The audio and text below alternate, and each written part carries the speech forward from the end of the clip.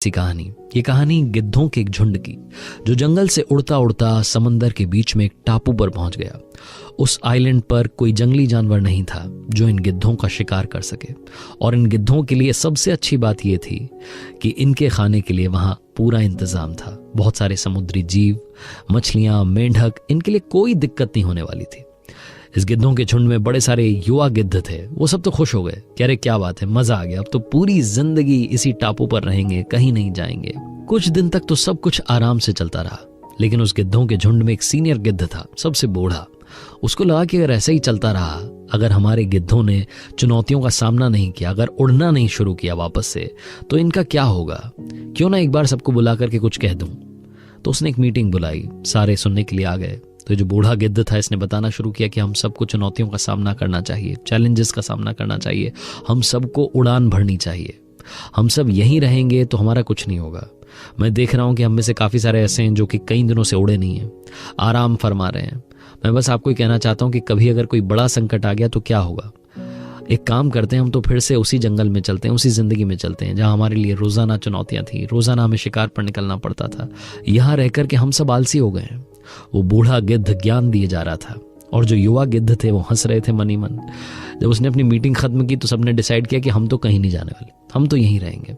वो जो बूढ़ा गिद्ध था वो अकेला ही उस टापू से उड़ चला और वापस से जंगल में पहुंच गया।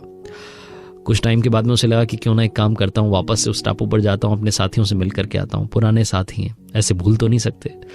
वो वापस से उस आइलैंड पर पहुंचा। वहां जाकर के देखता है कि सिर्फ और सिर्फ गिद्धों की लाश बची थी। कुछ गिद्ध थे जो घायल कराह रहे थे दर्द से।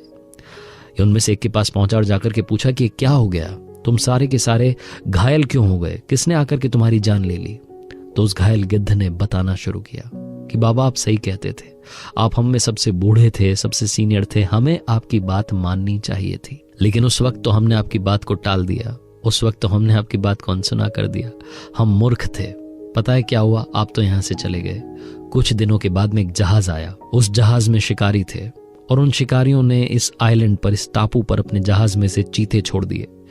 चीते कुछ दिनों के लिए तो शांत रहे, लेकिन कुछ दिन के बाद जब उन्हें मालूम चला कि हम तो उड़ भी नहीं सकते, हमने कई दिनों से उड़ान नहीं भरी है, हमारे पंजे भी अब इस लायक नहीं हैं कि हम किसी पर अटैक कर सकें, तो उन चीतों ने एक एक करके हम पर हमला करना शुरू किया और हमारी जान लेना शुरू किया।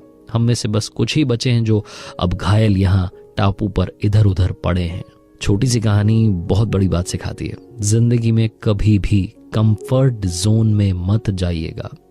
हम में से कईयों की आदत होती है, कंफर्ट जोन में चले जाते हैं और फिर सोचते रहते हैं कि सब कुछ ठीक ही तो चल रहा है, क्या गलत हो रहा है, मेरा तो कोई कुछ नहीं बिगाड़ सकता। उसके बाद में एक बहुत बड़ा चैलेंज आता है और आपको लगता है कि अब तो सुधार करने की गुंजाइश नहीं है, अब तो कुछ भी नहीं हो सकता, इंप्रूवमेंट का चांस ही नहीं बचा, टाइम ही नहीं बचा। इसलिए याद रखिए, कंफर्ट जोन में मत जाइएगा। कंफर्ट जोन से बाहर निकलिए, अपने आप को चैलेंज दीजिए, उन चैलेंजेस का सामना कीजिए, और हाँ, कर दिखाओ कुछ ऐसा कि दुनिया करना चाहे आपके जैसा।